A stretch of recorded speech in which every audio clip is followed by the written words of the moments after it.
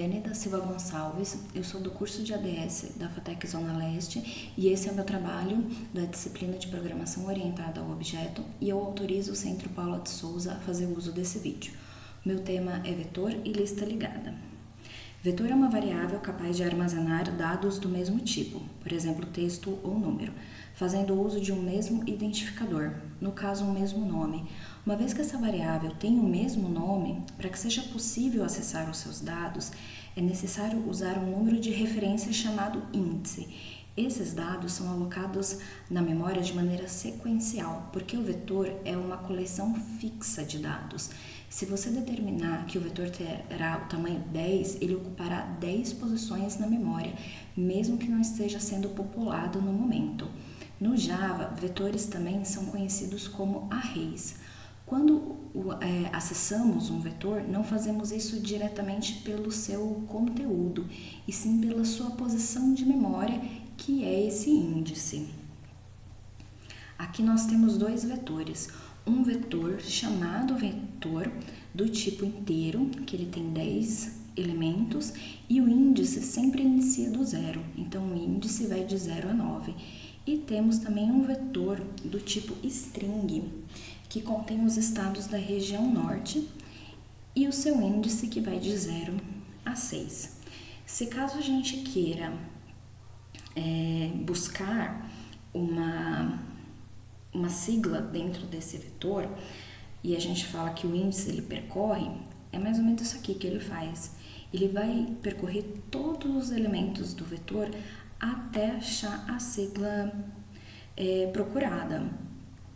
Isso, no caso, se chama busca linear. A busca linear envolve percorrer todo o vetor a partir do primeiro elemento até encontrar o elemento desejado.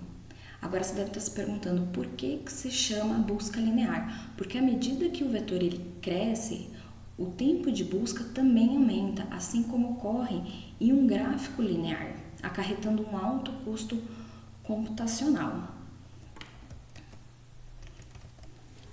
Aqui nós temos o exemplo daquele vetor do tipo string. Ele é bem simples, do tipo inteiro. Então, ele é um vetor do tipo inteiro com 10 posições. O índice dele vai de 0 a 9. Então, a gente vai botar ele aqui para rodar. Ele é bem simples, ele vai mostrar os elementos e ele dá aqui uma mensagem de validação só para mostrar que ele chegou ao fim do vetor. Agora, nós temos aquele vetor do tipo string, que ele tem os nossos 7 estados da região norte, o índice vai de 0 a 6. Aqui a gente está chamando para todos os dados do vetor, por se tratar de um vetor pequeno. Mas aqui a gente está fazendo o seguinte questionamento: qual a sigla procurada? Que é para fazer aquela questão da busca linear. Aqui a gente está partindo do princípio que a sigla procurada é falsa, fazendo uso de uma variável booleana, e ela vai cair dentro desse for aqui. Caso ela encontre, ela é marcada no true, para aqui no break, e ele vai para esse segundo if, vai dar a mensagem de estado encontrado. Caso ela não encontre dentro desse for, dentro desse laço, ela vai dar a mensagem de não encontrado. Então, vamos rodar aqui para ver. Então, aqui, ele mostra todos os estados da nossa lista e ele faz uma pergunta.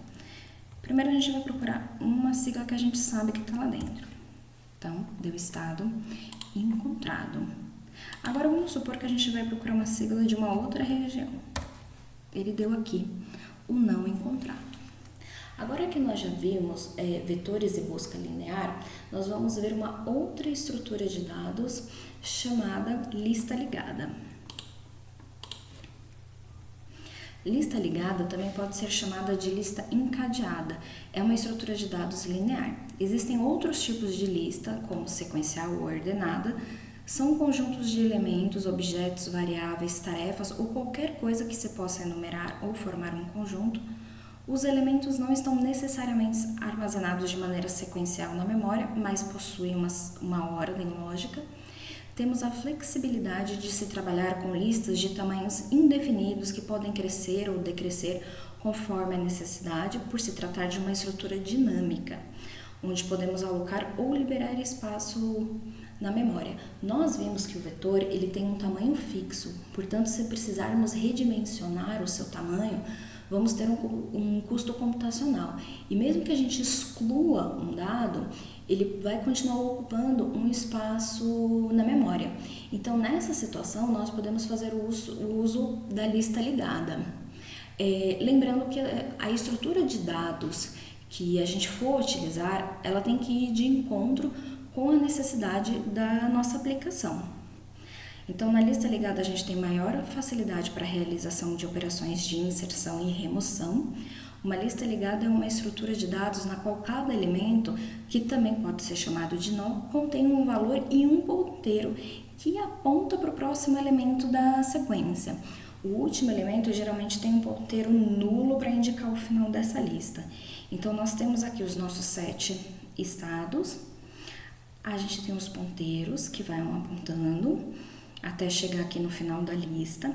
E caso a gente queira fazer a remoção de um estado, o ponteiro ele passa a se ligar novamente no próximo elemento. Então, assim, cada elemento conhece o próximo elemento, porque estão ligados, daí vem o nome lista ligada. Caso queira remover um elemento, é possível e os outros elementos voltam a se ligar novamente, independente da sua posição. Para a gente entender melhor, a gente vai vir aqui no Eclipse e a gente vai ver uma lista ligada.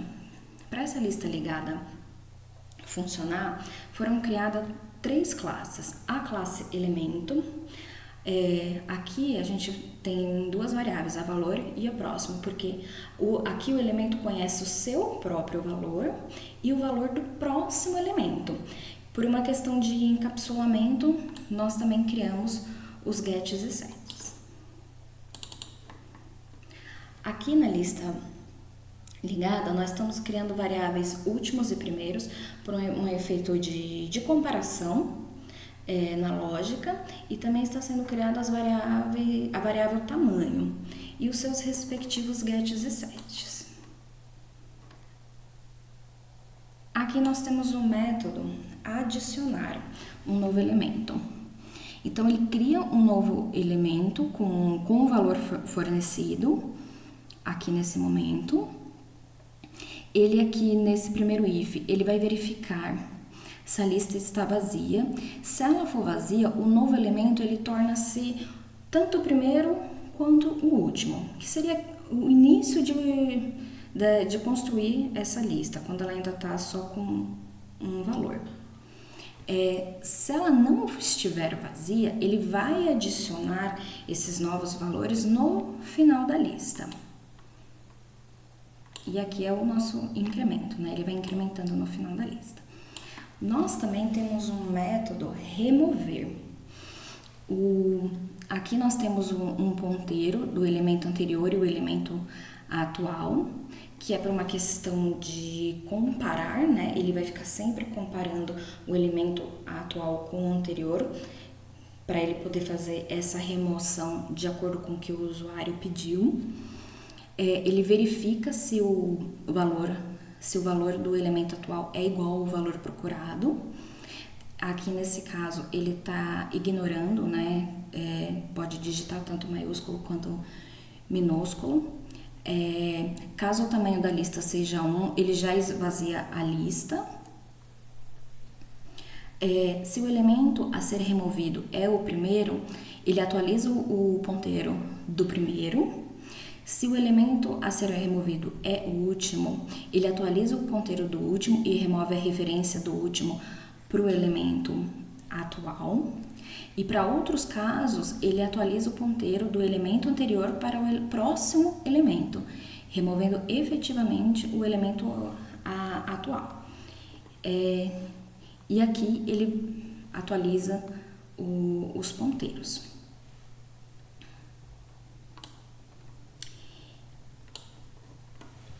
Aqui nós temos um elemento get, que é um método para obter o elemento e uma posição específica da lista.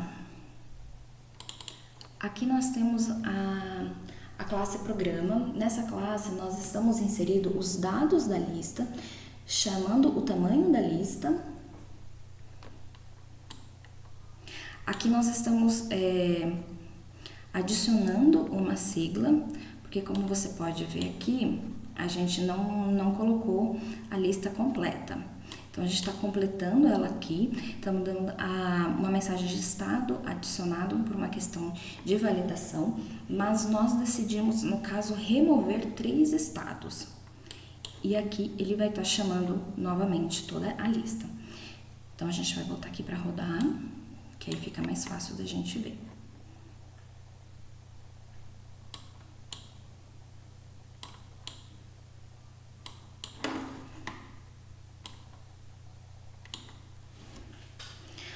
Aqui a nossa lista, ela estava com o tamanho 6. O estado ele foi adicionado, ele deu a mensagem de adicionado. Só que ao mesmo tempo a gente também removeu